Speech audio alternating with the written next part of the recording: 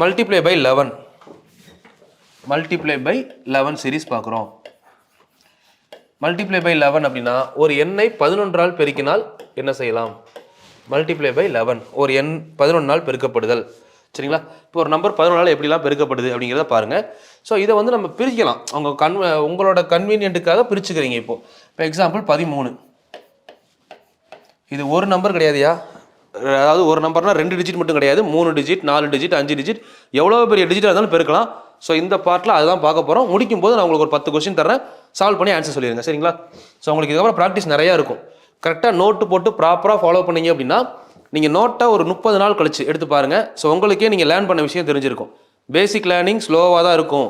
ஒரு மாதம் கழிச்சு நான் போகிற ஸ்பீடை நீங்கள் கொண்டு வரதுக்கே கரெக்டாக இருக்கும்.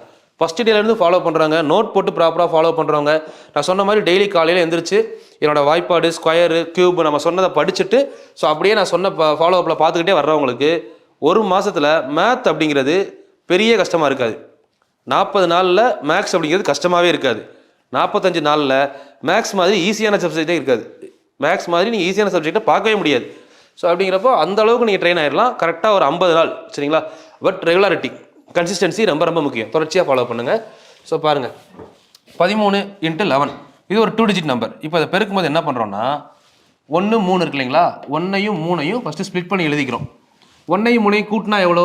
2ஐயும் கூட்டினா 4, 143. Question number 1. இப்போ கொஸ்டின் நம்பர் 2. எக்ஸாம்பிள் 17 × 11 இது ஒரு 2 டிஜிட் நம்பர். கூட்டும்போது என்ன வருது? 1 7, 2ஐயும் கூட்டினீங்கன்னா 8. ஸோ அது மாதிரி நாங்கள் என்னோடய கிளாஸில் சொல்லிடுறேன். நீங்கள் கவனிக்கும் போது உங்கள் மைண்டில் நான் சொல்கிறது மட்டும்தான் ஏறணும். ஒருவேளை இப்படி இருக்கும்போது நான் கண்டிப்பாக அதை சொல்லுவேன். இப்போ எக்ஸாம்பிள் இங்கே பார்ப்போம்.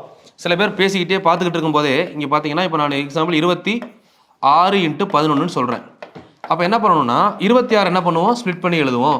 2ஐயும் 6ஐயும் கூட்டினா 8, இதை சென்டரில் எழுதுவோம். அப்போ 286 ஆன்சர்.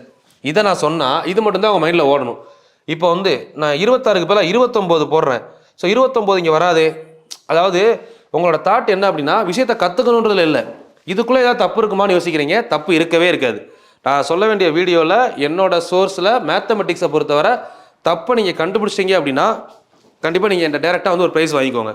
சரிங்களா? ஷோராக நான் சொல்கிறேன், தப்பு இருக்காது.